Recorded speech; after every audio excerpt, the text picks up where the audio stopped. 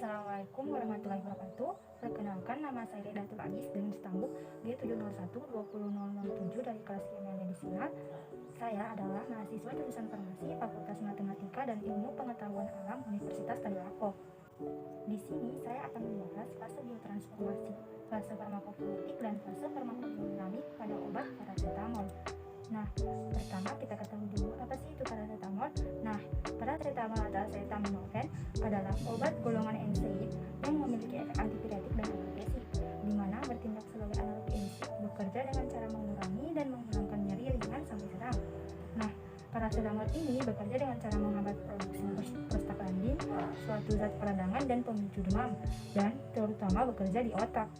Nah, prostaglandin ini dapat mempengaruhi setelan suhu tubuh di salah satu bagian otak bernama hipotalamus. Beberapa masalah yang dapat diatasi dengan mengonsumsi paracetamol ini yaitu sakit kepala, sakit gigi, demam, dan gejala flu lainnya. Nah, kita masuk ke fase farmaseutik. Adapun faktor-faktor yang dapat mempengaruhi fase farmaseutik ini yaitu yang pertama, sifat fisika kimia obat. Nah, sifat fisika kimia obat dari paracetamol itu yaitu memiliki rumus molekul C8H9NO2, memiliki berat molekul 151,16 gram per mol, dan paracetamol ini memiliki pemberian yaitu serbuk halus, putih, tidak berbau, rasa sedikit pahit, dan untuk larutannya yaitu larut dalam air mendidih dan dalam natrium hidroksida 1 normalitas dan mudah larut dalam etanol. Paracetamol ini yang mengandung tidak kurang dari 98,0% dan tidak lebih dari 102,0% C8H9NO2. Paracetamol ini memiliki titik lebur 169 sampai 172 derajat Celcius, di mana setara dengan 336 derajat Kelvin. Densitas dari paracetamol ini yaitu 1263 gram per cm kubik. Paracetamol ini memiliki KSP sebesar 1,4 gram per 100 ml. Nah, titik didih pada paracetamol ini yaitu lebih dari 500 derajat Celcius. Untuk pH pada paracetamol ini pada sediaan injeksi yaitu antara 4,5 dan 6,5, pada sediaan larutan 3,8 dan 6,1, pada sediaan suspensi 4,0 dan 6,9. Untuk nilai pK pada paracetamol ini yaitu 9,5 pada suhu 25 derajat Celcius. Yang kedua ada macam-macam bentuk sediaan pada obat paracetamol. Nah, paracetamol ini tersedia dalam bentuk oral, injeksi, dan juga suppositoria. Nah, bentuk sediaan oral itu terdiri dari sediaan tablet, sediaan pulveres, dan juga sirup atau larutan. Yang ketiga ada formulasi. Nah, formulasi sediaan yaitu seperti bahan tambahan yang digunakan dalam reformasi dan juga formulasi. Kita masuk ke dalam fase farmaseutik pada obat paracetamol. Paracetamol ini dibuat dalam beberapa sediaan, yaitu sediaan tablet, sediaan pulveres, dan sediaan larutan. Pertama kita bahas dulu sediaan tablet. Pada sediaan tablet ini pada fase farmaseutik itu melalui beberapa tahap, yaitu tahap disintegrasi, di mana pada tahap disintegrasi ini tablet akan mengalami penghancuran menjadi bentuk granul, kemudian setelah menjadi bentuk granul akan berubah lagi menjadi bentuk serbuk. Nah, serbuk obat itu akan mengalami tahap liberasi. Nah, tahap liberasi ini yaitu pelepasan zat aktif ke dalam cairan lambung. Setelah zat aktifnya sudah dilepas dari obatnya, kemudian akan masuk ke dalam tahap disolusi, yaitu larutnya zat aktif ke dalam cairan lambung. Nah, yang kedua ada sediaan pulveres, di mana sediaan pulveres ini dia itu tidak terjadi fase atau tahap disintegrasi dan juga liberasi. Sediaan pulveres ini langsung saja masuk ke tahap disolusi, yaitu proses pelarutnya zat aktif ke dalam cairan lambung. Kemudian untuk sediaan larutan juga begitu, karena sediaan larutan ini sudah larut di dalam air sebelum masuk ke dalam mulut, maka pada fase ini obat langsung saja mengalami difusi dan juga diabsorpsi. Nah, proses ini masuk ke dalam proses farmakokinetik. Nah, kita masuk ke dalam fase farmakokinetik. Yang pertama, absorpsi. Obat paracetamol ini diserap dengan sempurna melalui saluran cerna yaitu duodenum melalui proses difusi pasif duodenum, memiliki pH 4 reabsorpsi stabil dalam saluran pencernaan pada pH tersebut. Pemberian dengan makanan akan sedikit memperlambat absorpsi paracetamol. Nah, selanjutnya fase distribusi. Nah, fase distribusi ini konsentrasi tertinggi dalam plasmanya yaitu pada menit ke-30 dan waktu paruh plasmanya itu antara 1 sampai 3 jam. Nah, paracetamol ini memiliki bioavailabilitas atau ketersediaan hayati yang tinggi karena bersifat tidak terionkan dalam plasma. Paracetamol juga terlihat dalam protein plasma sekitar 25%. Selanjutnya, metabolisme.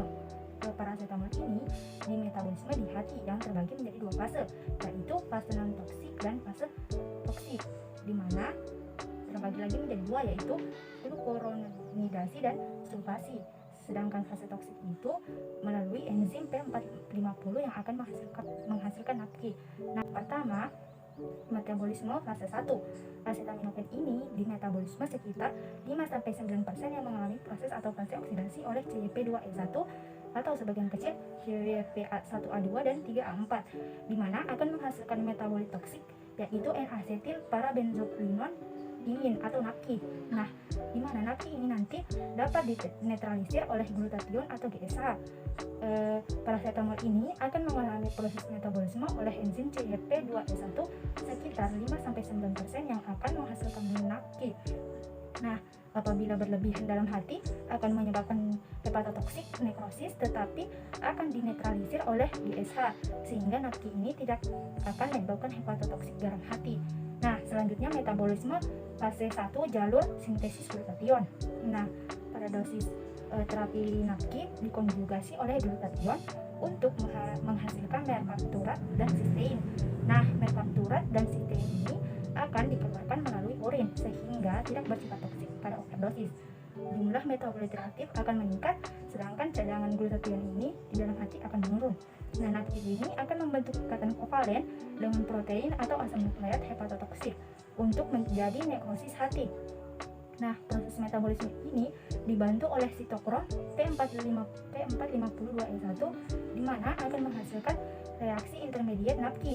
Apabila NAPQI ini telah banyak, maka akan dibantu proses metabolismenya lagi oleh glutathione yang pada fase pertama untuk dihasilkan cysteine dan mercapturat strict acid yang merupakan suatu konjugasi 5-8% sehingga akan dikeluarkan melalui urin dan tidak toksik lagi. Untuk proses selanjutnya yaitu metabolisme fase kedua, di mana paracetamol ini sekitar 90% akan mengalami reaksi konjugasi yang dikatalis oleh UDP atau UDP glucuronosil transferase atau UGT dan sulfotransferase atau SULT, di mana mengubah paracetamol menjadi metabolit primer yang disebut glucuronida dan sulfat.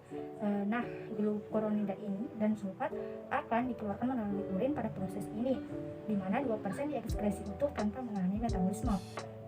Nah, ini nanti akan seperti gambar di mana paracetamol di sini nanti sebelumnya yang telah dijelaskan tadi mengalami 3 proses. Nah, pada ada proses glucuronidasi, sulfasi dan glutathione. Nah, proses glucuronidasi dan sulfasi ini akan menghasilkan konjugasi dan akan dieliminasi, sedangkan pada proses glutathione itu dia akan membantu untuk pembentukan NAPQI agar tidak toksik di dalam hati dan akhirnya dikonjugasi dan mengalami proses eliminasi. Nah, yang keempat itu ada proses ekskresi. Sekitar 85% paracetamol ini akan diekskresi dalam bentuk terkonjugasi dan bebas melalui urin dalam waktu 24 jam. Nah, ekskresi sendiri ini nanti akan melalui renal dan berlangsung dalam laju 0,62 sampai 0,2 ml per menit per kilogram. Nah, eliminasi ini akan berkurang pada individu berusia di atas 65 tahun atau dengan gangguan ginjal. Nah, setelah itu kita masuk ke dalam fase farmakodinamik. Efek analgesik paracetamol yaitu menghilangkan atau mengurangi nyeri ringan sampai sedang.